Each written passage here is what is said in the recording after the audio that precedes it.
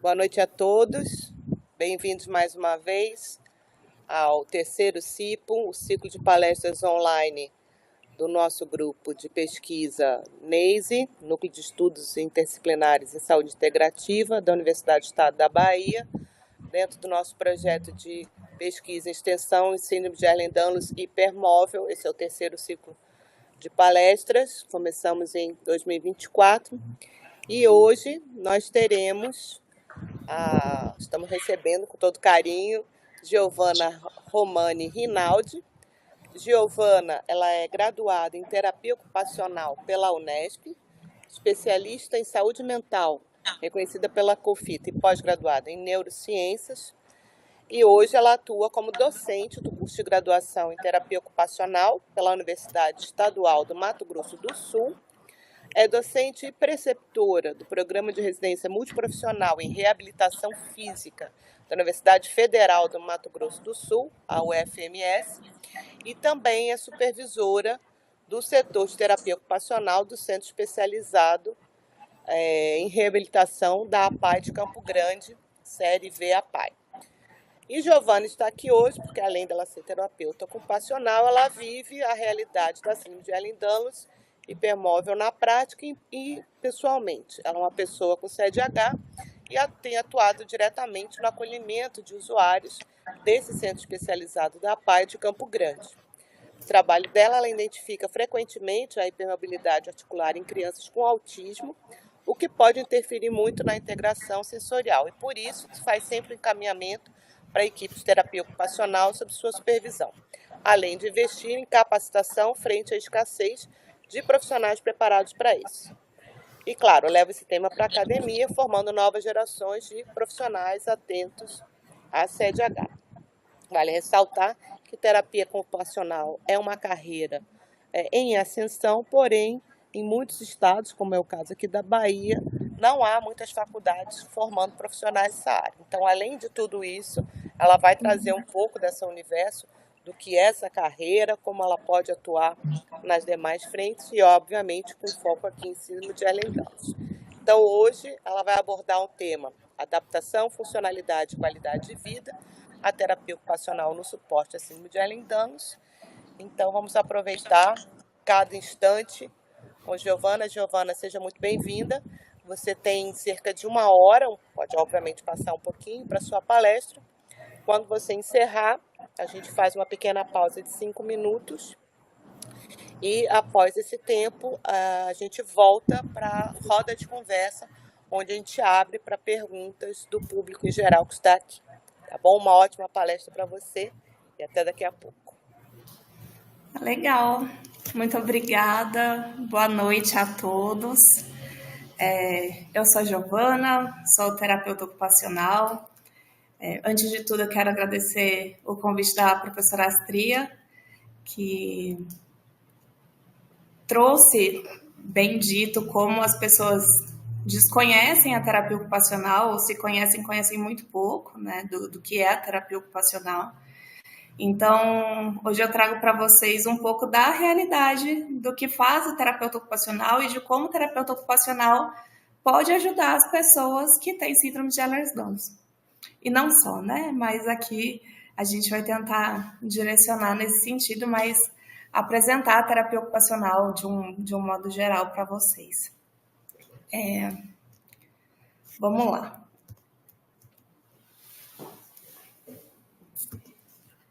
Como eu não tenho certeza se todos que estão aqui presentes têm acessado o ciclo de palestras e conhecem exatamente a síndrome de Ehlers-Danlos, eu achei que cabia trazer um pouco de algumas características que podem estar presentes na vida das pessoas que têm essa condição.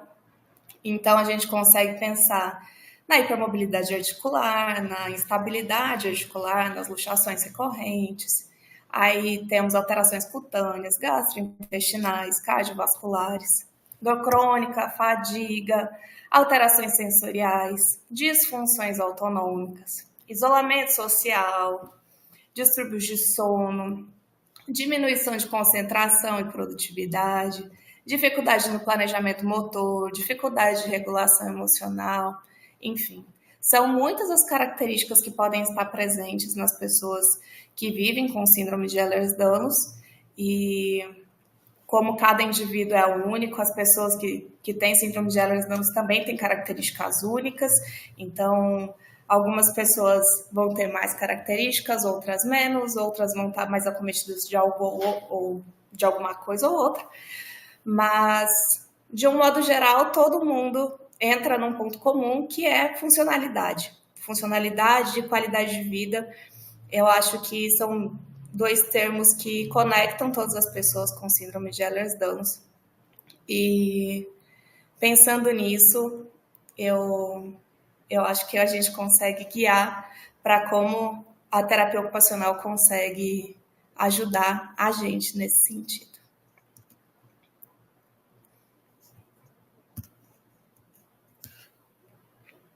Estou com dificuldade para passar o slide. Foi. Bom, a terapia ocupacional, fácil até de entender, pensando no próprio nome, né? A gente está falando em ocupacional, a gente está falando de ocupações.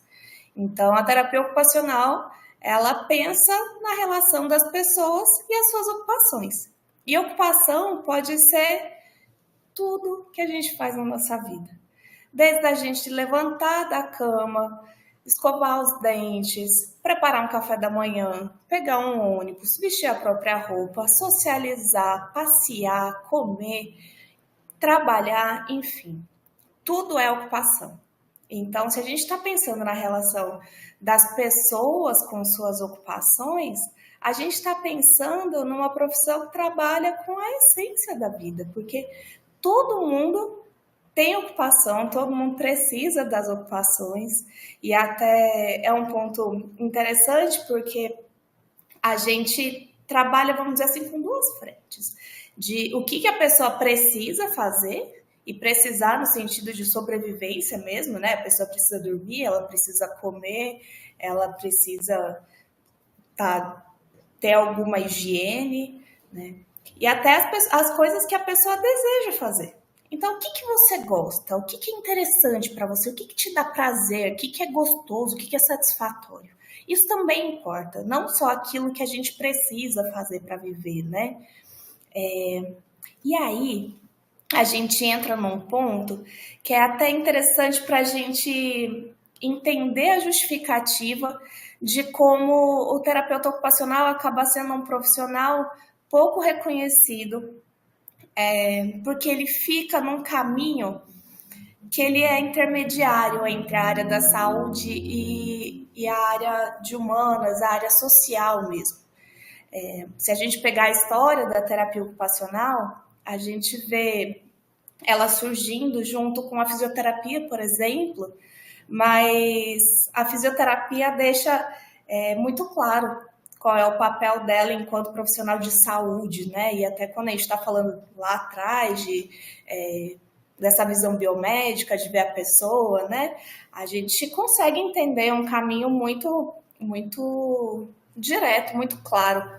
E quando a gente pensa a terapia ocupacional, desde o momento que ela surge, ela começa, assim, abertamente falando, a expandir a percepção do que é o cuidado com o outro, de não enxergar somente aquela doença, aquele membro que foi afetado, mas de entender tudo que acontece em volta, o que é importante para aquela pessoa, onde ela vive, o que ela faz, o que pode ser legal. Aqui eu trago até uma imagem lá do comecinho da terapia ocupacional, que a gente pensa em dois caminhos, né, que a terapia ocupacional se ampara, assim, se baseia na sua formação, que é a reabilitação física e a saúde mental. Aqui é uma imagem de quando a terapia ocupacional surge na reabilitação física, que voltavam os soldados amputados e machucados, enfim. E o terapeuta ocupacional botava esse povo para aprender coisa, para trabalhar, para fazer marcenaria, para tricotar, para fazer algo, para recriar, para reconstruir, ressignificar a vida, né? Pensando em tudo que aquele aquele sujeito viveu e como ele voltou e como, teoricamente, ele deveria ser uma pessoa que, a partir de agora, então, você fica deitado lá na sua cama esperando a vida acontecer. O terapeuta ocupacional surge tentando trazer significado, ressignificar a vida dessas pessoas. E então a gente consegue justificar até como a gente acaba sendo pouco reconhecido, justamente por essa história nossa e por essa nossa percepção que não está tão intimamente relacionada à saúde, a aspectos biológicos mesmo, sabe? E acho que cabe também trazer o conceito de justiça ocupacional, mesmo que de uma maneira muito simplificada, que é algo que a gente deve lutar enquanto profissionais, no sentido de que todas as pessoas têm o direito de fazer o que precisa fazer e o que deseja fazer. É direito dessa pessoa. Isso é justiça ocupacional.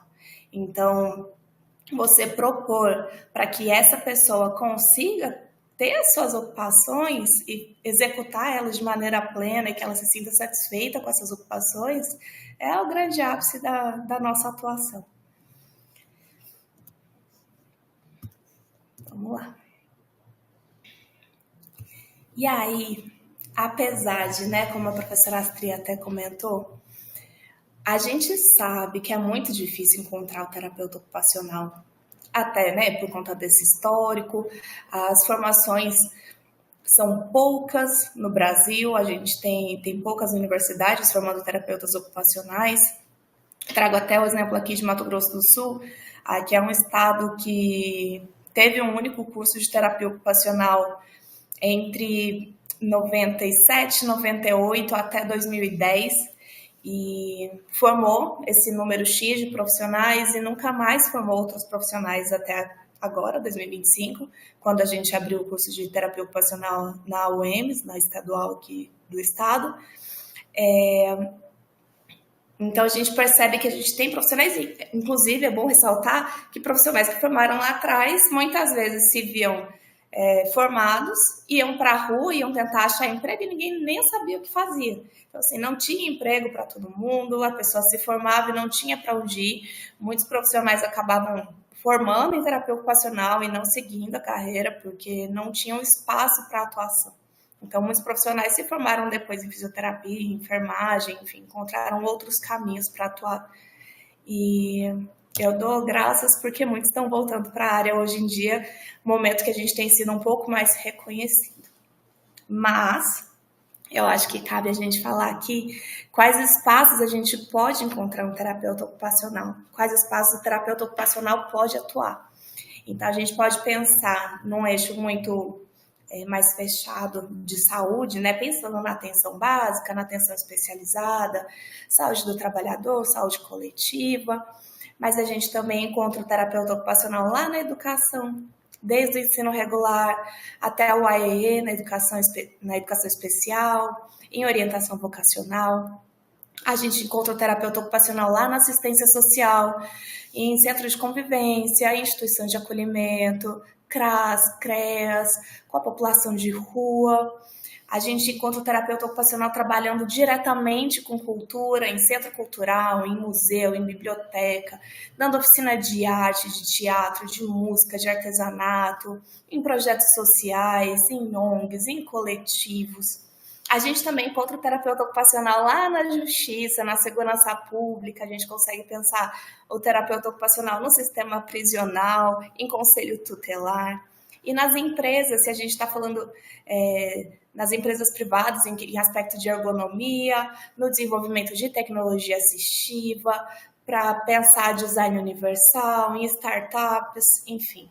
A gente encontra o terapeuta ocupacional em todos os lugares. O terapeuta ocupacional pode estar em qualquer lugar, porque, como eu disse lá no começo, se a gente está falando de uma relação entre as pessoas e as suas ocupações, a gente tem ocupação em todo canto, então a gente pode e deve, inclusive, ter um terapeuta ocupacional em cada espaço.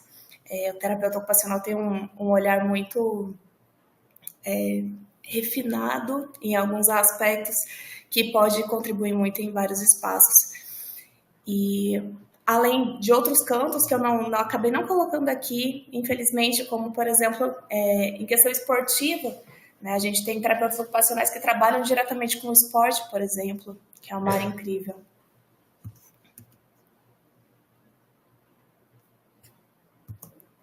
E aí, afunilando um pouquinho mais. A gente pode pensar as atividades do cotidiano, a gente costuma chamar de AVD, né? Atividade de vida diária. E pensando nessas atividades cotidianas, a gente pode pensar nas atividades mais básicas e nas atividades instrumentais. As atividades básicas, a gente fala de alimentação, mobilidade, vestuário, sono. E quando a gente fala das atividades instrumentais, a gente vai falar de estudar, trabalhar, cuidar de casa, conseguir pegar um ônibus, pedir um Uber, cuidar de outras pessoas, preparar a refeição. Porque quando a gente está falando lá na atividade básica da alimentação, a gente está falando sobre o ato de comer, né? De levar o alimento à boca. Mas a gente pode pensar nessa atividade como uma atividade instrumental, quando a gente pensa no preparo dessa refeição também.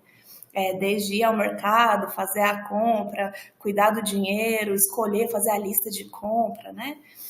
Cuidar da própria saúde, da segurança, enfim, participar da vida comunitária, social, ir à igreja, por exemplo. Tudo isso é atividade de vida diária. Tudo isso são atividades da rotina que a gente vive diariamente e que para a pessoa com síndrome de Ehlers-Danlos não é fácil. Então, são atividades que geralmente a gente olha e muitas vezes nem raciocina sobre, né? Principalmente quando a gente fala das atividades básicas, a gente faz tudo isso de modo automático, geralmente, né? Então, o celular desperta, a gente abre os olhos, levanta da cama, dá uma arrumadinha na cama, levanta, vai ao banheiro, faz um xixizinho, se limpa, fecha a tampa, dá descarga, abre a torneira, molha a mão, aperta o pumpzinho, pega o sabonete, esfrega a mão, enxágua a mão, desliga a torneira, seca a mão, pega a escova de dente, enfim. A gente faz tanta coisa em alguns momentos que parece tudo tão simples, mas que para quem vive com síndrome de Ehlers-Danlos não é simples. Então, a gente pensar nessas pessoas e pensar nessas atividades, nisso que a sociedade costuma fazer de uma maneira tão automática e sem pensar, é essencial para a gente pensar numa pessoa com síndrome de Ehlers-Danlos que seja funcional e que ela tenha qualidade de vida, que ela seja feliz, sabe? E outro ponto importante que eu não coloquei ali, pensando nas atividades da nossa rotina, é o lazer. Geralmente, a gente pensa o lazer sempre como algo que a gente pode fazer num tempinho livre, se sobrar tempo, quando der, se der. Mas pensar lazer é pensar na nossa própria identidade, né? O que a gente gosta de fazer, o que a gente é motivado, o que dá prazer, o que dá satisfação na nossa vida. Né? A gente tem uma rotina tão corrida, todas as pessoas vivem essa corrida, né, de 2025 da vida, que é levantar, trabalhar, estudar, cuidar da casa, cuidar dos filhos, cuidar dos pais, dormir mais ou menos, comer qualquer coisa, enfim. E a gente raramente consegue parar e pensar nessas atividades que motivam a gente, que dão vontade de viver, sabe? Não de só sobreviver, de viver só do básico e de fazer um dinheirinho para pedir um iFood no fim do dia porque não quer cozinhar e acha que isso é muito, sabe? Quando a gente para e pensa em lazer, a gente precisa pensar que é sim uma atividade essencial, que faz parte da nossa rotina, que precisa existir na nossa rotina, em vários aspectos, não só pensando na saúde mental, mas na própria saúde física também. É importante a gente se envolver com atividade física, com atividade criativa, socializar, atividades espirituais, contemplativas, que seja a gente parar na esquina de casa, onde tem um lugarzinho que dá para ver o pôr do sol bonito, sabe? Gerar prazer, sair um pouco dessa rotina automática que a gente vive de trabalho, estudo, cuidado com o outro, tecnologia, celular, computador, né, como a gente vive tanto hoje, mas de conseguir ver o agora, enxergar o que a gente tem na vida, sentir prazer genuíno mesmo, sabe? E pensar lazer é a gente pensar em algo que equilibra as diferentes áreas da vida. É preciso existir para a gente ter equilíbrio na vida mesmo.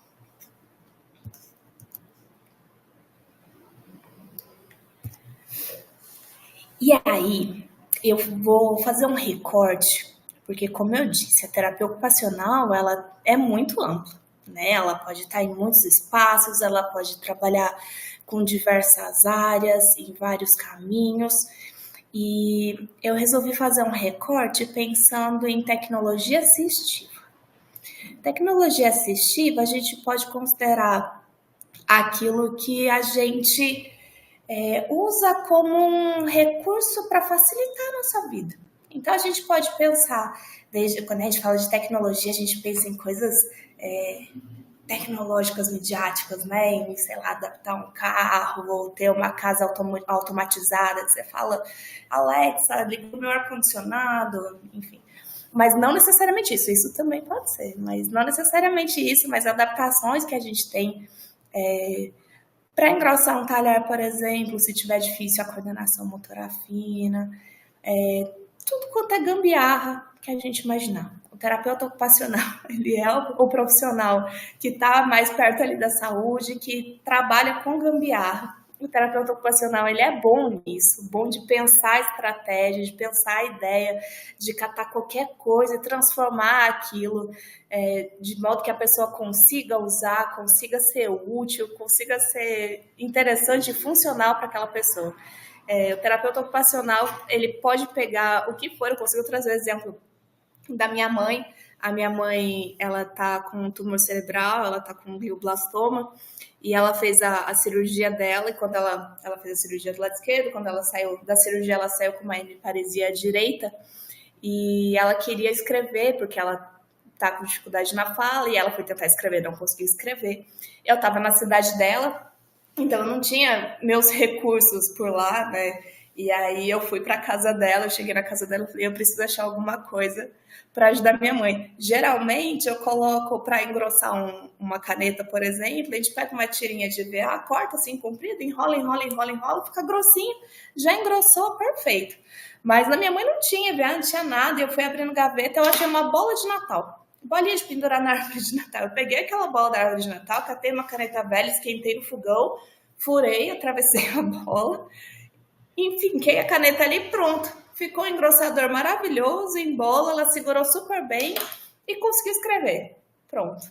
Então, esse é o tipo de coisa que o terapeuta ocupacional faz. Ele olha em volta, ele encontra soluções práticas, baratas e que vão trazer alguma funcionalidade para aquela pessoa, para que ela possa fazer a atividade dela do jeito que ela pode fazer, né? Inclusive, esse é um ponto que é interessante da gente pensar, porque a gente tende muito a tentar se adaptar ao que a sociedade espera da gente, né? Então, eu vou tentar ser o mais normal possível, viver o mais perto possível do que as outras pessoas vivem. E aí algumas pessoas têm um certo receio, uma vergonha, talvez, em usar alguns equipamentos, né? Então, assim, poxa, mas eu vou ficar escrevendo com essa bola na caneta, como que eu vou levar essa bola para assinar um documento no banco, sabe? Mas aí a gente entra até num aspecto que também é trabalhado com o terapeuta ocupacional, de se entender, sabe? De falar assim, poxa, né, o que é meu, o que eu quero fazer, quanto isso me importa, né? Eu quero fazer tal coisa, eu quero assinar as minhas coisas lá no banco, por que não? Né? Então, ter esse trabalho de de reconhecer o próprio corpo, de reconhecer as suas limitações, mas também reconhecer as suas potencialidades. Isso é um trabalho também que o terapeuta ocupacional faz, para além de criar as gambiarras. Mas, enfim, aí, pensando em tecnologia assistiva, eu trouxe as áreas de competência do terapeuta ocupacional,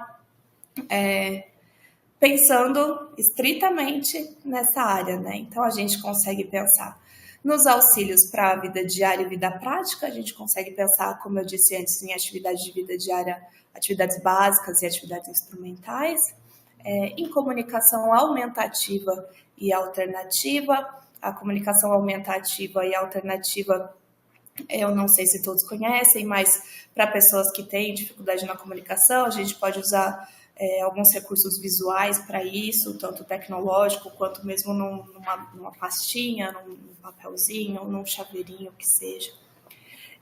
Recursos de acessibilidade ao computador, a gente tem inúmeras possibilidades de como ajustar e adaptar computador, né, equipamentos eletrônicos de modo geral para pessoas que precisam dessas adaptações. Também é competência do terapeuta ocupacional pensar em adequação postural, em auxílio de mobilidade. E falando em auxílio de mobilidade, inclusive, geralmente a gente tende a pensar no fisioterapeuta também, né? A gente dificilmente... Existe, inclusive, uma fala que roda muito, principalmente em espaços que tem fisioterapeutas e terapeutas ocupacionais trabalhando juntos, que é uma fala muito ruim, que é que o fisioterapeuta ele é responsável por trabalhar da cintura para baixo e o terapeuta ocupacional da cintura para cima, o que é horrível. Então, geralmente as pessoas tendem a pensar que o terapeuta ocupacional ele vai trabalhar com saúde mental, aspectos cognitivos e com terapia de mão, mas a gente também trabalha com questões de mobilidade, não só porque a gente não consegue dividir uma pessoa ao meio, né? Então a gente trabalha com a pessoa inteira, do topinho da cabeça até o final do dedão do pé, ou de onde finalizar o corpo da pessoa. É competência também pensar em sistema de controle de ambiente, em projetos arquitetônicos para acessibilidade, em recursos para a pessoa com deficiência visual, para pessoas com deficiência auditiva, em adaptação para veículos e órteses e próteses.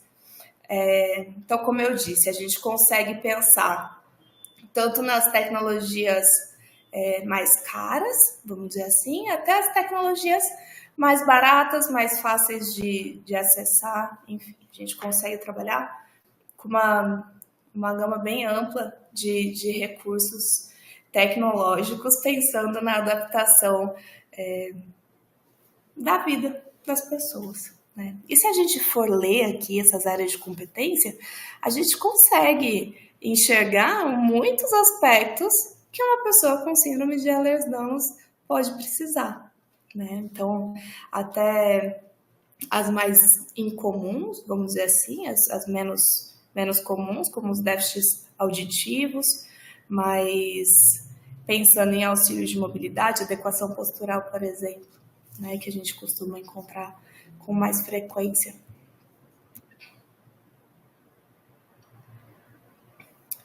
E aí, então, nós temos os objetivos do terapeuta ocupacional quando a gente pensa nessas áreas de competência.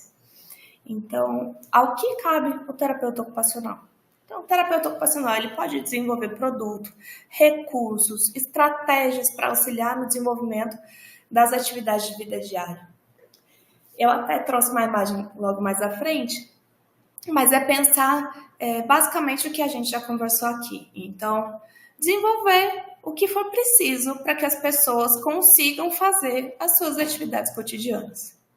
Então, que seja adaptar uma caneta, que seja pensar na altura do forninho da pessoa, que seja ajustar a cama, adaptar a cama da pessoa para que ela consiga levantar com mais facilidade, enfim.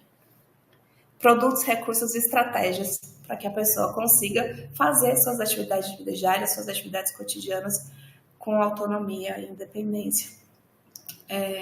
Também prescrever orientar, executar programas e ações que utilizem metodologias, práticas e serviços de tecnologia assistiva que favoreçam a saúde, a qualidade do viver e a participação social das pessoas.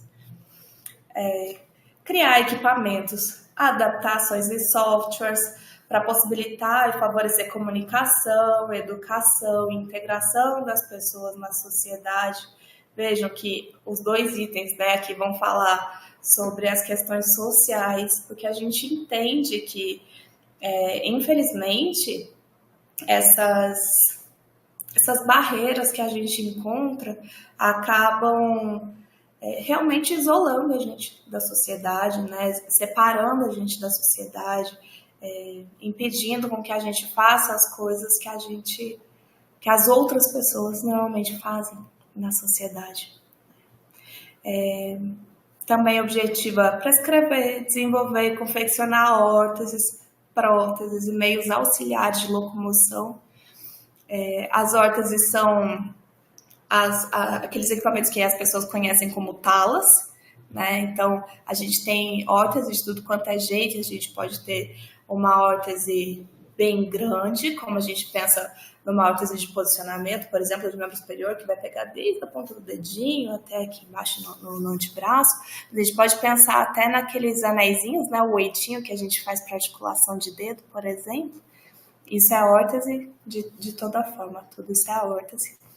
Próteses, acredito que todo mundo saiba, né? Próteses são equipamentos que a gente utiliza no lugar de um membro que foi amputado, por exemplo. E os meios auxiliares de locomoção, a gente consegue pensar em bengala, andador, muleta, cadeiras de rodas, a cadeira motorizada, inclusive, enfim. Meios auxiliares de locomoção para aquelas pessoas que não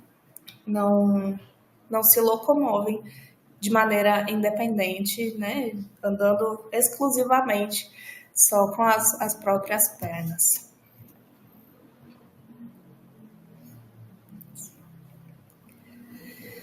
Podemos pensar também em orientar, treinar usuários e familiares, porque aí a gente pensa não só na pessoa mais independente, vamos dizer assim, né? Como a gente costuma falar, a pessoa mais funcional, mas também aquelas outras pessoas que vão ter um pouco mais de dificuldade, que precisa de um suporte da família, e a família precisa entender como esse recurso funciona, né? Então, essa pessoa, esse familiar, esse cuidador, ele também precisa ser treinado e orientado quanto a isso. Prescrever, orientar, executar e desenvolver serviços de adequação postural, visando maximizar o desempenho dessas pessoas. Prescrever e desenvolver recursos para adequar a unidade tecnológica e informatizada de controle ambiental, que foi que a gente estava falando daquelas tecnologias maiores, né? Prescrever, orientar, executar e acompanhar, junto aos órgãos competentes, programas e ações que promovam a adequação de espaços públicos e privados, urbanos e rurais, de forma a favorecer a acessibilidade desses ambientes e a locomoção das pessoas. Então, aqui eu também acho que é interessante a gente, né, entender que também cabe ao terapeuta ocupacional pensar em aspectos bem mais amplos e não somente individuais, mas em aspectos coletivos mesmo. Então, pensar o parquinho, pensar a acessibilidade da rua, pensar como é que vai entrar naquele banco, como é que vai entrar naquele teatro, enfim, pensar em questões de tecnologia, de acessibilidade para que todos consigam frequentar os espaços. Como a gente começou lá atrás, o terapeuta ocupacional ele está pensando nesse aspecto de justiça ocupacional, né? Que as pessoas têm o direito de fazer aquilo que elas querem e aquilo que elas precisam fazer. Então, se a gente está pensando nisso, na verdade, a maioria das vezes não é uma responsabilidade daquele indivíduo, né? Mas na grande maioria é uma questão da sociedade, da comunidade, da cidade que aquela pessoa mora, daquele bairro, daquela instituição, enfim, daqueles espaços que não são inclusivos. E inclusivos a gente fala no sentido mais amplo da palavra, né? A gente sabe que existem várias terminologias que se discutem hoje em dia, mas pensando assim, em como o terapeuta ocupacional pode pensar em justiça ocupacional, em como essas pessoas devem acessar tudo isso, se a comunidade, o espaço, o território não recebe essa pessoa. Então, também é objetivo do terapeuta ocupacional pensar sobre isso, brigar com isso e trabalhar em órgãos maiores e tentar, não tentar, mas lutar e colocar acessibilidade nos espaços, né? Pensar que o terapeuta ocupacional é alguém treinado e capacitado para pensar isso. E, por último, a gente pensar em prescrever, desenvolver, orientar e promover adaptações estruturais em ambiente doméstico, laboral, espaço público e de lazer. Então, a gente pensar, por exemplo, em barra, por exemplo, básico, né? A gente costuma pensar nas barras para a gente evitar queda, por exemplo, conseguir tomar um banho melhor, né? Ou não só. Tantas coisas que a gente consegue pensar em adaptação da estrutura da casa, então aumentar uma porta para poder passar uma cadeira, por exemplo, enfim. São muitas as possibilidades de adaptações das estruturas, né, dos ambientes domésticos, do trabalho. E, inclusive, aqui, importante, né, fala sobre os espaços de lazer também, porque esses espaços de lazer devem ser acessíveis.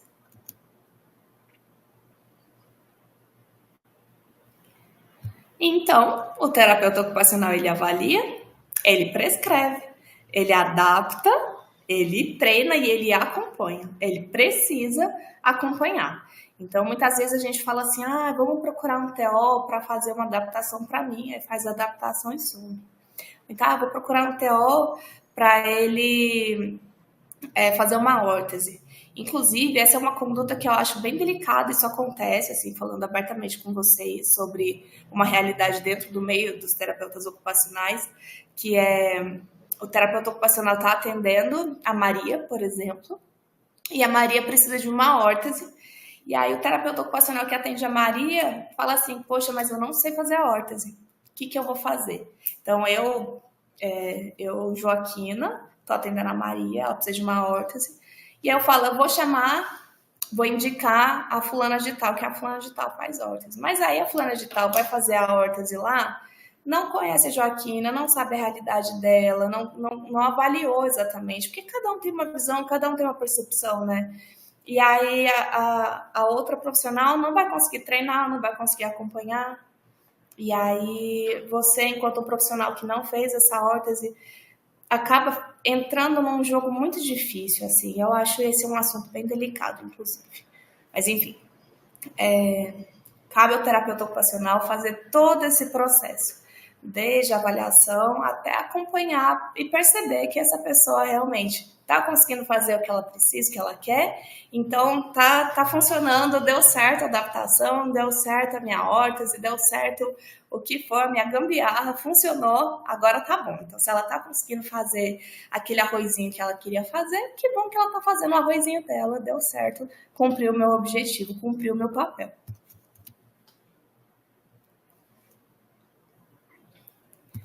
E até como eu disse antes, né, pensar nas pessoas com síndrome de Ehlers-Danlos, a gente precisa lembrar que a gente está falando de experiências corporais e ocupacionais que são muito complexas.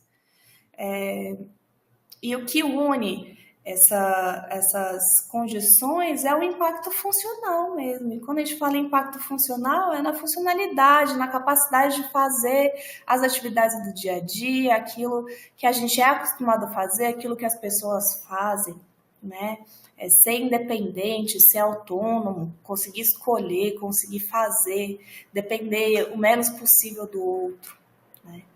Então, o corpo que se desorganiza, que gasta mais energia para se estabilizar. A gente precisa pensar num corpo que sente dor de forma mais intensa e que muitas vezes não responde ao ritmo esperado pela sociedade.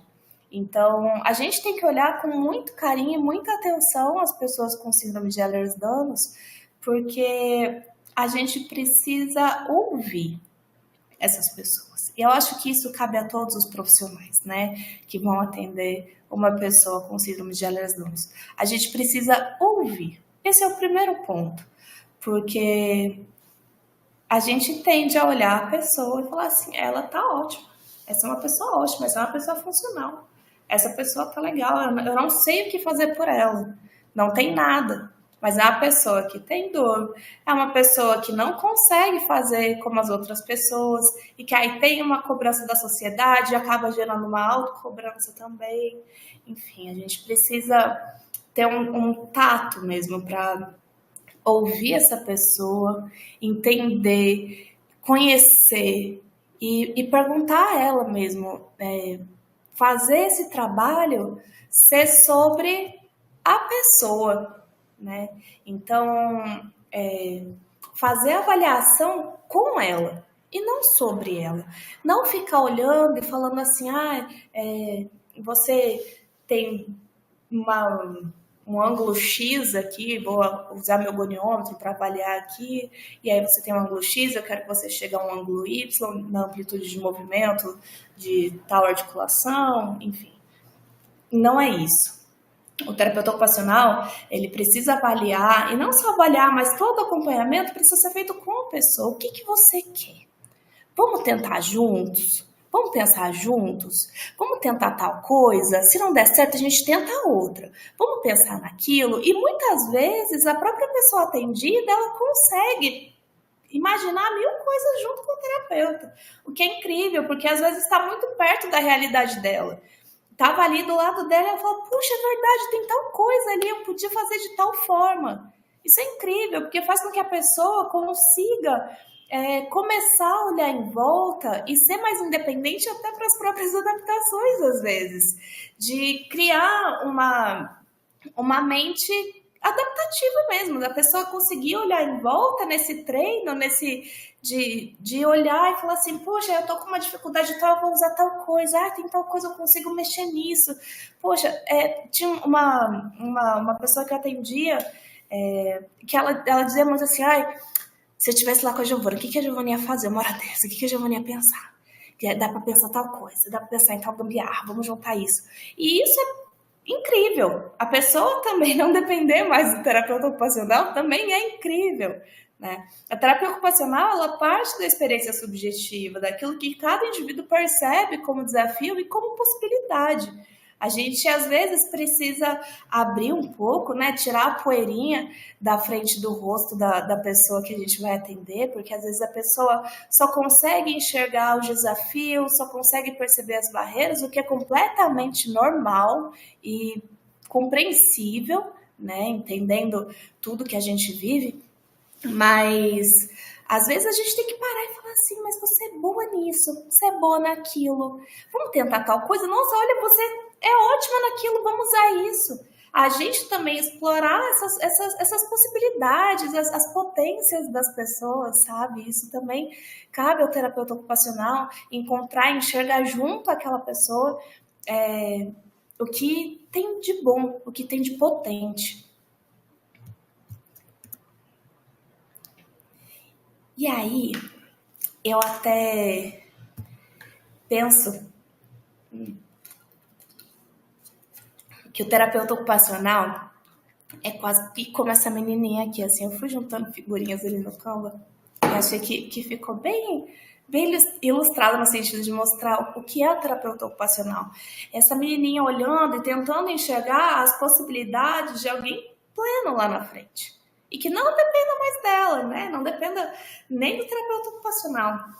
Então, de conseguir fazer as suas coisas, de perceber a sua potência, a sua capacidade mesmo, sair e tentar enxergar além, sabe? E enxergar além, inclusive, daquilo que a sociedade espera da gente. Então, a sociedade espera que eu produza de tal hora a tal hora, ou a sociedade espera que eu consiga estacionar aqui e caminhar até tal lugar, ou a sociedade espera, enfim.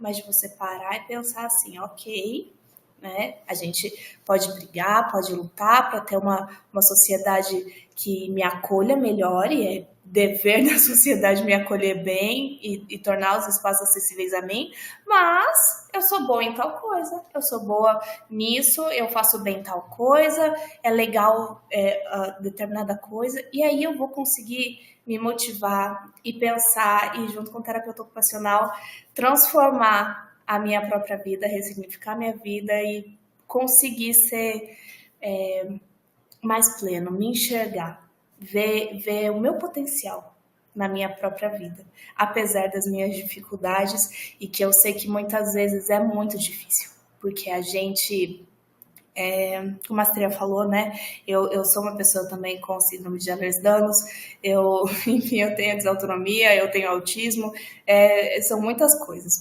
muitas camadas, mas de conseguir olhar para a gente para além do que a sociedade espera, sabe? E não ter vergonha mesmo de usar recurso, de pedir ajuda, de agir como a gente quer e pode agir dentro do corpo que a gente vive, dentro do corpo que a gente tem, né?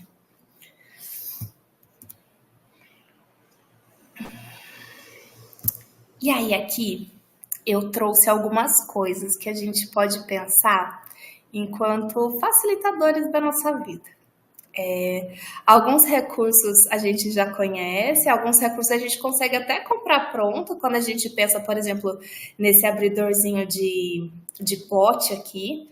Esse abridorzinho é abridorzinho de Shopee, mas que o terapeuta ocupacional faz há muito tempo. A gente tem do termoplástico, por exemplo, ele ajuda a gente para muitas coisas, e agora com a impressão 3D, então ficou tudo muito bem fácil. Perdão. Então a gente consegue pensar, por exemplo, eu, por exemplo, acho um absurdo, as minhas mãos são horríveis, ai, desculpa minhas mãos, mas elas são muito fracas, eu sinto muitas dores em punho, nos dedos, eu acho que essa é uma das minhas maiores dificuldades, por exemplo.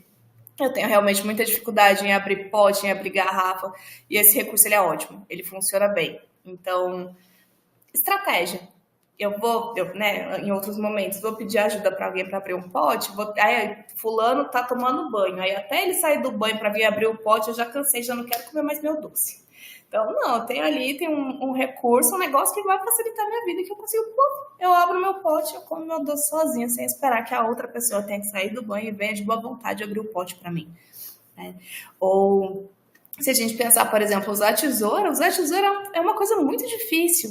A gente às vezes acha que é fácil porque a gente faz no automático, mas é muito difícil. A gente consegue adaptar a tesoura, na verdade, de várias maneiras. Esse é só um exemplo de como a gente consegue adaptar uma tesoura, mas a gente consegue facilitar porque, se a gente coloca essa borrachinha ali, a gente não precisa fazer o movimento de abrir e fechar. A gente só fecha ela, abre de novo. A gente fecha ela, abre de novo, né? A gente consegue usar ela assim, a gente consegue apoiar ela num lugar, por exemplo, porque eu não tenha nem que apertar ela de assim, mas que eu possa só apertar ela assim, e ela vai cortando para mim, se ela estiver presa numa base, por exemplo. Tem o adaptador do talher, a gente consegue pensar não só... geralmente a gente pensa no engrossador, né, para facilitar um pouco a apreensão, mas a gente consegue pensar na tirinha para manter o talher na mão, para não escapar, para não cair, porque às vezes a gente sabe que a gente está com um pouco mais de fraqueza e que esse talher vai cair da mão. E esse tipo de tirinha a gente não precisa comprar na Merkur, não, que a Merkur vende lá, por exemplo, o negócio pronto. A gente pode pegar uma tirinha de neoprene, por exemplo, de tecido, assim, faz um furinho com a tesoura aqui, um furinho ali, ó, encaixou no talher, pronto, tá feito. Então a gente consegue pensar em outras soluções, né? Até o engrossador do talher, a gente consegue engrossar talher com tudo quanto é coisa. O primeiro talher que eu engrossei com manopla de bicicleta, o guidão, sabe? Aquilo lá a gente enchia de durepox, enfiava no talher e pronto. A gente consegue pensar, por exemplo, eu coloquei a imagem de um pump, ficou um pouco difícil de enxergar, porque a embalagem é branca e o fundo é branco, né? Mas é um pumpzinho, não tem nenhum aqui em volta. Mas é um pumpzinho comum, daqueles da gente apertar assim, igual geralmente a gente encontra em sabonete líquido. É muito mais fácil a gente, por exemplo, pegar o shampoo se a gente colocar o shampoozinho no pump, né? Pensa na trabalheira toda que é abrir uma embalagem de shampoo, né? Eu tenho um álcoolzinho aqui, por exemplo, né? A gente tem o shampoo lá, aí a gente tem que abrir, virar, apertar, virar, fechar, guardar. Se tiver um pumpzinho ali, você faz assim, como aí embaixo, ó, tchum, tchum, caiu o shampoo. Muito mais fácil, né? A gente economiza energia nisso, economiza força e, enfim, a gente consegue passar tudo para o pumpzinho que facilita muito a vida. Até na próxima imagem depois eu vou mostrar uma gambiarra com meia calça para quem usa sabonete, porque sabonete líquido a gente consegue usar assim também, mas tem gente que gosta de sabonete de barra, né? Eu gosto muito daquele Febo Gerânio Bourbon, mas eu gosto da barra. E aí não é a mesma coisa sabonete líquido. Não acho, eu gosto da barrinha. E aí, para quem usa o sabonete de barra, por exemplo, a gente consegue pensar. Deixa eu ver se está na próxima imagem. Tá um pouco feio, né, gente? Mas dá para entender. Essa última imagem aqui, ó, é uma meia calça com sabonete dentro. A gente pendura no registro a meia calça amarradinha com sabonete dentro. A meia calça é fininha, você consegue usar a meia calça, consegue usar o sabonete normalmente, não prejudica o tanto de espuma, o tanto de sabão que sai dali, principalmente se for aquela meia calça mais fininha, né? E ela penduradinha ali no registro, se ela cai pro chão, se o sabonete cair, o sabonete não vai cair, ele vai ficar pendurado. Então você só pega ele ali de volta, porque ele já tá penduradinho, e volta a usar. Porque a gente sabe como é difícil abaixar para pegar o sabonete quando ele cai no chuveiro, enfim. É tontura que dá, a gente tá caindo, agarrando nas paredes, a gente sabe como é difícil. Então, a gente deixa ele ali, amarradinho, mais fácil da gente pegar. Isso se a pessoa, né, não quiser, por exemplo, usar o pumpzinho do sabonete líquido.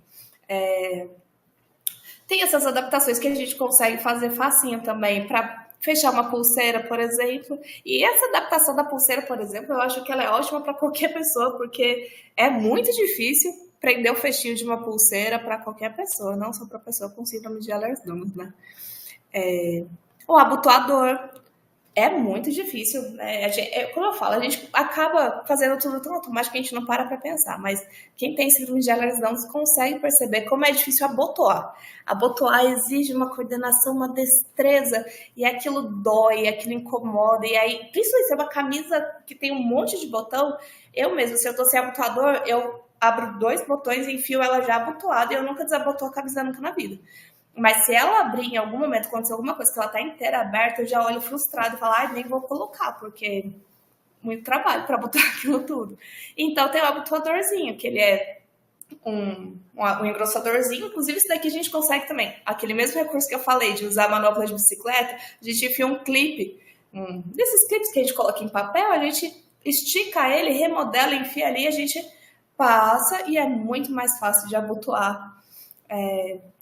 Um adaptador, por exemplo, para a gente conseguir passar um rímelzinho, mais fácil da gente segurar. Aqui na última imagem, a gente tem um cabo alongado para a gente poder lavar lá o nosso pé. Inclusive, ele tem a escovinha, ó, que a gente consegue lavar o calcanhar. E tem a esponjinha para a gente lavar ali no meio dos dedinhos, né, em cima do pé. Então, tem algumas coisas que facilitam. Até pensando assim, no banho, tem alguns tapetinhos até que a gente consegue deixar no cantinho para esfregar o pé embaixo, não sei se vocês já viram. Tem aquele outro escovão que a gente consegue lavar, aquela escova do pica-pau, sabe, de tomar banho. E não só, mas também esse movimento pode ser muito difícil. Tem alguns recursos que a gente compra, também Shopee, Mercado Livre, que a gente consegue colocar na parede do banheiro, e aí você só dá aquela esfregada assim, ó, e consegue lavar as costas. Então a gente... Se você procurar como adaptador para rímel, você acha. Mas também é facinho de adaptar se você pegar aquela própria esponjinha, sabe? Geralmente a pessoa usa isso daqui para passar base, acho que é, né? Mas dá para adaptar com uma esponjinha de base também. E tem outras formas de adaptar, de engrossar, colocar uma bolinha. Se você colocar qualquer bolinha em cima... Dá para pegar, por exemplo... Depois eu vou respondendo tudo com calma, né? Mas você consegue pegar qualquer bolinha. Se você botar uma bolinha que se olhar em volta, igual eu falei, a bolinha de Natal, colocou em cima já é muito mais fácil de segurar e manipular do que a tampinha tão pequenininha. Vamos lá, próxima imagem. Aí, bom, adaptação para volante, que a gente já conhece. Aí eu trouxe até uma caneta dessa Stabilo, eu não sei como chama, eu chamo de Stabilo. Eu falo sobre ela, apesar da gente ter que escrever com ela retinha, né? Se a gente inclina um pouco, fica um pouco mais difícil de sair a tinta, mas é uma caneta que ela não exige tanta força para sair a tinta. Então, se vocês testarem em algum momento, pegar uma caneta Bic, uma caneta dessas que a gente ganha em evento de político, assim, sei lá, por exemplo, pegar, enfim, se vocês pegarem algumas canetas e tentarem riscar com a mesma força, vocês vão perceber que essa caneta, ela sai tinta com mais facilidade, né? Então, exige menos força, apesar, né, do ângulo que a gente precisa usar a caneta.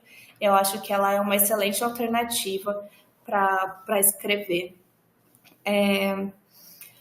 Também aqui, por exemplo, para torcer roupa, é mais fácil se a gente enganchar o pano ali no tanque, né, na torneira do tanque, a gente engancha e consegue torcer com as duas mãos, é um pouco mais fácil do que a gente fazer isso. Eu mesma não consigo torcer isso nunca na vida. Inclusive, para mim, é muito difícil torcer pano, mesmo de uma maneira um pouco mais adaptada como essa no tanque.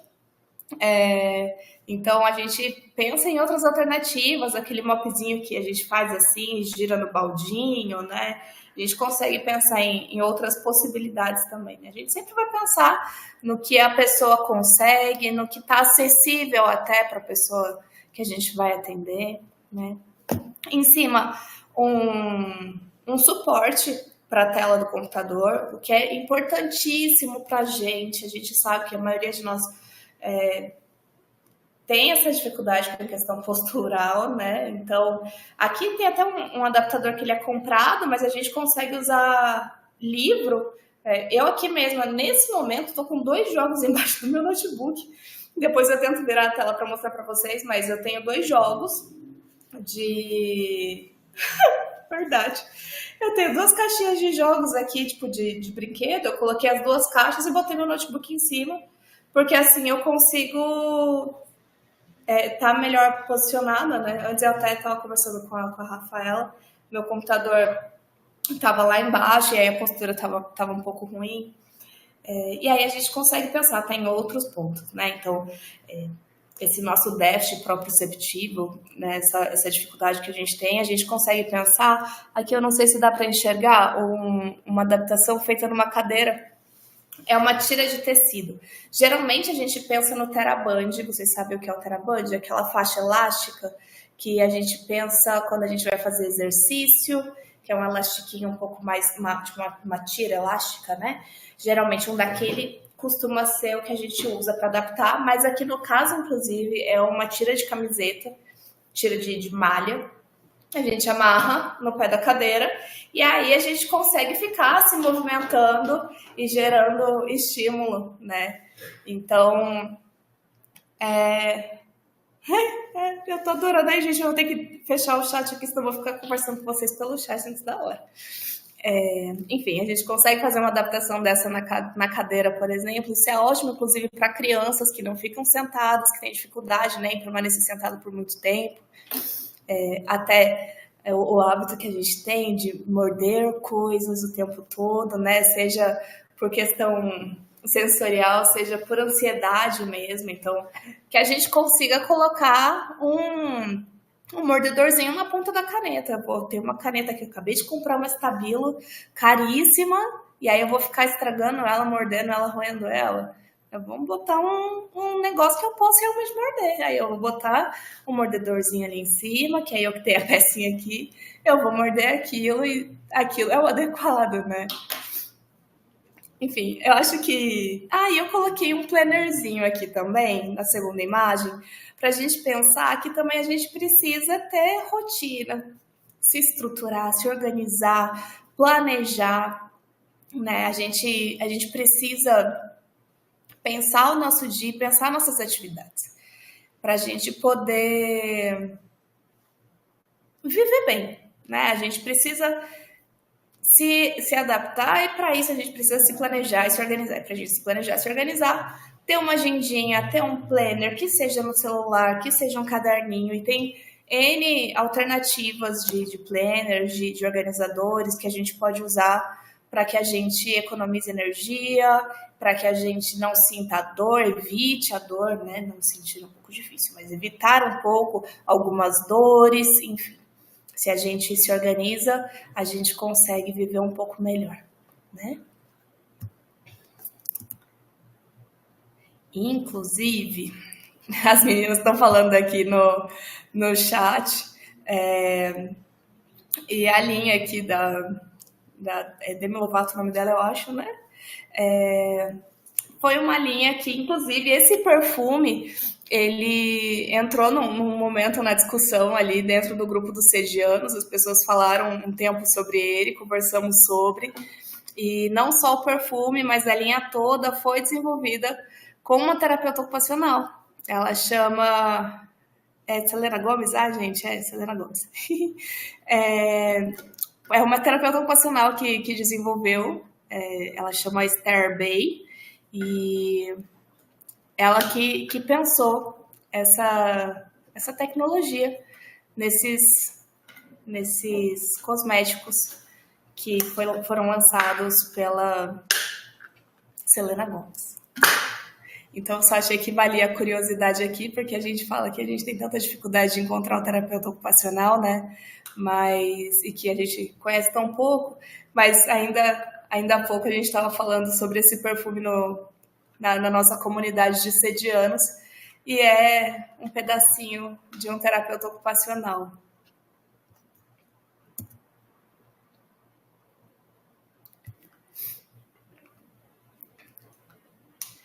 Então, bom,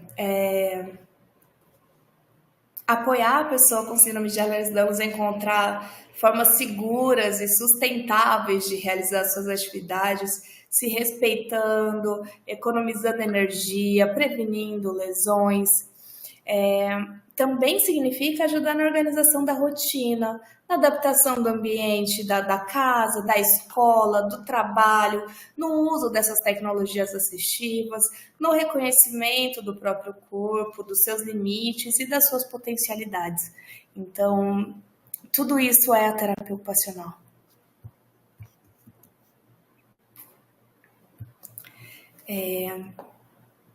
E importante, acho que o que é mais importante nisso tudo é a pessoa retomar o sentido de participação, reconectar a pessoa com a vida cotidiana, com aquilo que faz sentido, que constrói pertencimento. Então, a pessoa conseguir se sentir capaz, se sentir potente, se sentir pertencente, conseguir viver mesmo, sabe? Sentir prazer na vida, não só sobreviver, mas conseguir ter uma vida gostosa. Esse é o papel do terapeuta ocupacional.